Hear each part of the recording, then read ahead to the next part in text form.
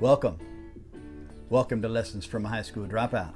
My name is Troy Thomas Joseph Fitch, and I want to thank you for taking a few minutes out of your day to listen to this short little story here.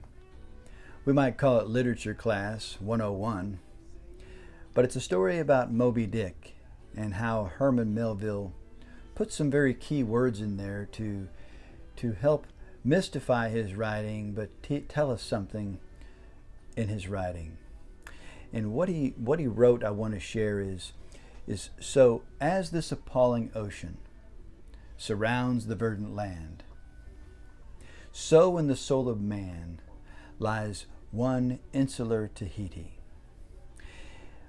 full of peace and joy and encompassed by the half-lived life.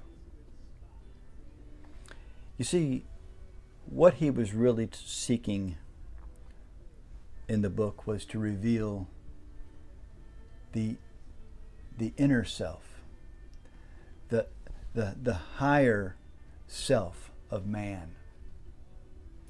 Now, I parallel this story to a quote from Rumi in one of the chapters of my book where I wrote about my sons, how I saw them, Rumi wrote a little quote one time that was, "Sell your cleverness and purchase bewilderment."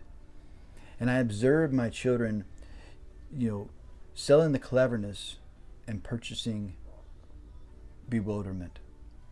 And that came from when they no longer had the attention to their new Christmas toys in 1998. They had their attention to the empty boxes, the large boxes from their new little swing and a stroller, a two-tandem stroller. They found all that more intriguing than the tangible things. It was the unknown of the space of this box. And so it even caused me to look in the space of this box to encounter what they were feeling.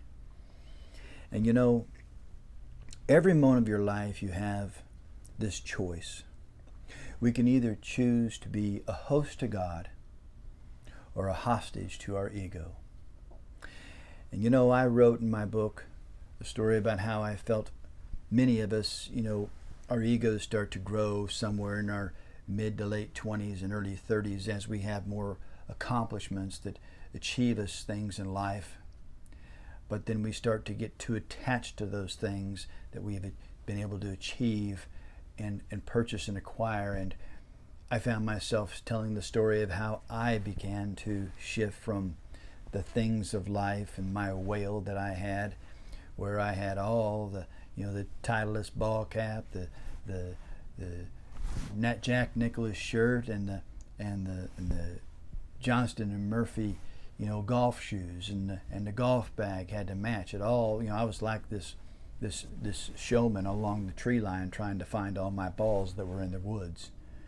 And as I grew in my life, I no longer found myself walking along the woods trying to find my balls, but I found myself walking through a little bit of bewilderment, selling my cleverness for all my golf attire for bewilderment with my children.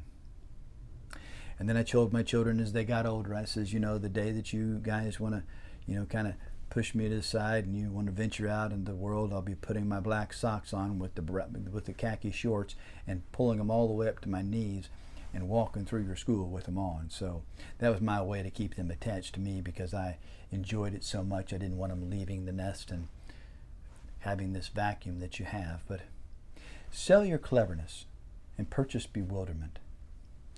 Seek your higher self.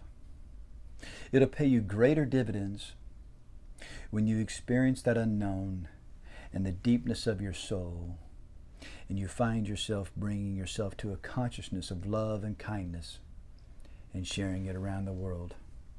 I want to thank you again for taking this time of your day. And as we close, we'll finish with a little bit of Welcome Back, Kotter. 1979, what a great year, right? Well, thank you so much, and cheers, and ciao for now.